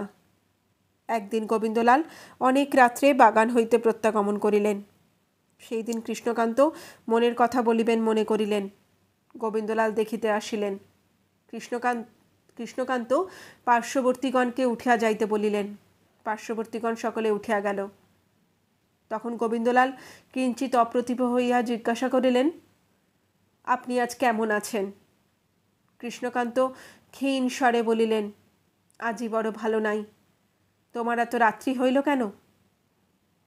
গোবিন্দলাল সে কথার কোনো উত্তর না দিয়া কৃষ্ণকান্তের প্রকোষ্ঠ হস্তমধ্যে লইয়া নাড়ি টিপিয়া দেখিলেন। অকস্মাৎ গোবিন্দলালের মুখ শুকাইয়া গেল। কৃষ্ণকান্তের জীবন প্রবাহ অতি ধীরে ধীরে ধীরে বহিতেছে। গোবিন্দলাল কেবল বলিলেন, আমি আসিতেছি। কৃষ্ণকান্তের শয়নগৃহ হইতে নির্গত হইয়া গোবিন্দলাল একেবারে স্বয়ং বৈদ্যের গৃহে গিয়া উপস্থিত হইলেন। বৈদ্য বিস্মিত হইল। গোবিন্দলাল বলিলেন, মহাশয়, শীঘ্র ঔষধ লইয়া আসুন, জ্যৈষ্ঠতাতের অবস্থা বড় ভালো বোধ হইতেছে না। বৈদ্য শশব্যস্তে এক রাশি বটিকা লইয়া তাহার সঙ্গে ছুটিলেন। কৃষ্ণকান্তের গৃহে গোবিন্দলাল বৈদ্য সহিত উপস্থিত হইলেন। কৃষ্ণকান্ত কিছু ভীত হইলেন। কবিরাজ হাত ঢেকিলেন। কৃষ্ণকান্ত জিজ্ঞাসা করিলেন, কেমন, কিছু শঙ্কা হইতেছে কি? বৈদ্য বলিলেন, মনুষ্য শরীরে শঙ্কা কখন নাই? কৃষ্ণকান্ত বুঝিলেন। বলিলেন, কতক্ষণ মেয়াদ? বৈদ্য বলিলেন, ওষুধ খাওয়াইয়া পশ্চাৎ বলিতে পারিব। বৈদ্য ঔষধ মারিয়া সেবনের জন্য কৃষ্ণকান্তের নিকট উপস্থিত করিলেন। কৃষ্ণকান্ত ঔষধের খল হাতে লইয়া একবার মাথায় স্পর্শ করাইলেন। তাহার পর ঔষধটুকু সমুদায় পিগদানিতে নিক্ষিপ্ত করিলেন। বৈদ্য বিষণ্ণ হইল। কৃষ্ণকান্ত দেখিয়া বলিলেন, বিষণ্ণ হইবেন না, ঔষধ খাইয়া বাঁচিবার বয়স আমার নহে। ঔষধের অপেক্ষা হরিনামে আমার উপকার। তোমরা হরিনাম করো, আমি শুনি।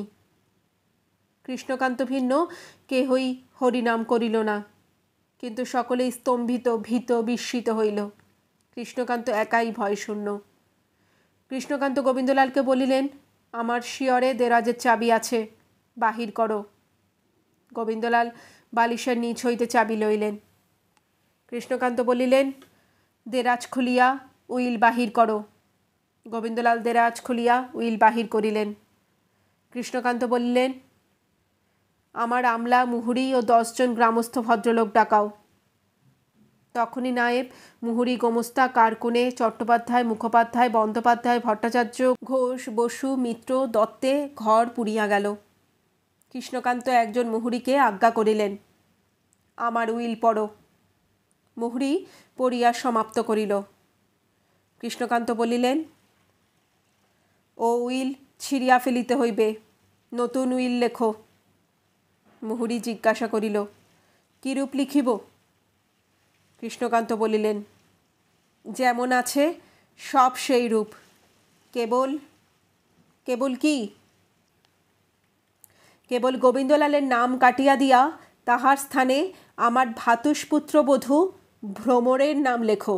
ভ্রমরের অবর্তমান অবস্থায় গোবিন্দলাল ওই অর্ধাংশ পাইবে লেখো। সকলে নিস্তব্ধ হইয়া রহিল, কেহ কোনো কথা কহিল না। মুহুরী গোবিন্দলালের মুখ পানে চাহিল। গোবিন্দলাল ইঙ্গিত করিলেন, লেখো। মুহুরী লিখিতে আরম্ভ করিল। লেখা সমাপন হইলে কৃষ্ণকান্ত স্বাক্ষর করিলেন।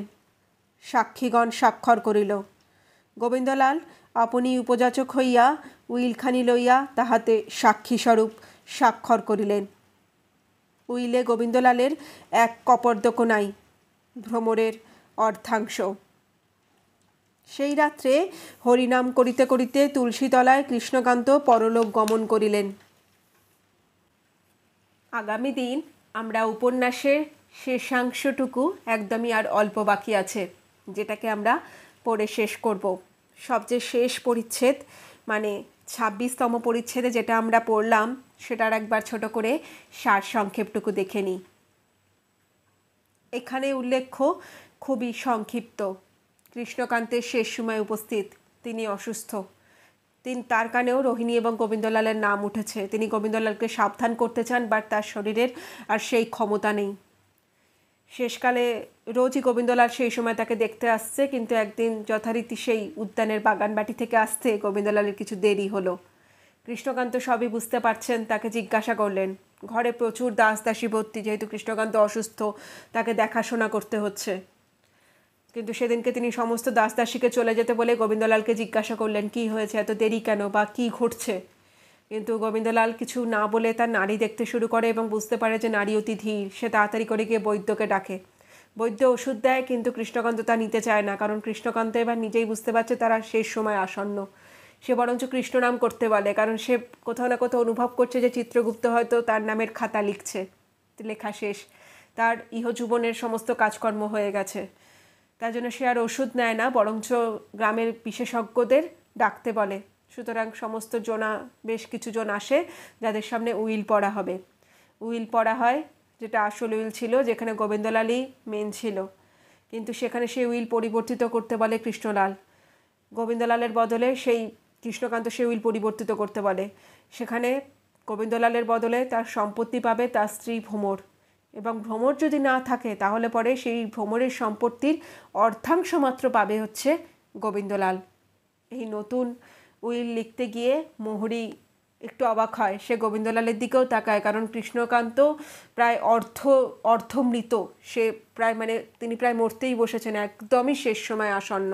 তো সেই সময় তার কথা, সুতরাং সে গোবিন্দলালের সম্মতি চায়। কিন্তু গোবিন্দলালও তাতে সম্মত হয় এবং স্বাক্ষর করতে বলে। সবাই স্বাক্ষর করে এবং গোবিন্দলালও নিজে যেচে গিয়েই তাতে স্বাক্ষর করে যে সেও রাজি, সমস্ত সম্পত্তি ভ্রমরেরই। এবং এরপরেই কৃষ্ণকান্ত রায়ের মৃত্যু ঘটে। সুতরাং মৃত্যুর আগে এতক্ষণ যে আসল উইল, নকল উইল সমস্ত কিছু ছিল, সমস্ত কিছু বদলে গিয়ে পুরো ঘটনার মোড় ঘুরে গিয়ে সম্পূর্ণ একটা নতুন উইল স্থাপিত হলো কৃষ্ণকান্তের উইলে। কৃষ্ণকান্ত রায় পরলোক গমন করলেন। এরপরেতে কি হলো? গোবিন্দলাল তাহলে কি ভ্রমরকে কি ফিরিয়ে আনলো? ভ্রমর কি সব কিছু ভুলে গিয়ে ভ্রমরও কি ফিরে আসলো? রোহিণীও কি এত সহজেতেই সব কিছু মেনে নিল? রোহিণী সরে গেল ভ্রমরের মন থেকে, বা গোবিন্দলালের মন থেকে রোহিণী কি তাহলে পরে মুছে গেল? গোবিন্দলাল তাহলে কি কোনো সম্পত্তিই পেল না? নাকি গোবিন্দলাল এবং ভ্রমর ভালোভাবেই থাকতে শুরু করলো? নাকি মাত্র অর্ধেক সম্পত্তি নিয়েই খুশি হয়ে তবুও ভ্রমরকে ত্যাগ করে রোহিণীর সঙ্গেই বিধবা বিবাহ করে নতুন ঘর পাতল? নাকি পুরোটাই একটা যে অশ্লীল যে ব্যাপার চলছিল তাই প্রবর্তমান রইল? কি হলো তা আগামী দিন অন্তিম পর্বে আমরা সবাই জানতে পারবো। আজ তাহলে আমি অনিন্দিতা বাংলা গল্প লাইন বাই লাইনের তরফ থেকে এখানেই বিদায় নিচ্ছি তোমাদের থেকে। দেখা হবে, কথা হবে আগামীকাল কৃষ্ণকান্তের উইলের অন্তিম পর্বের সাথে। টাটা, সবাই ভালো থেকো।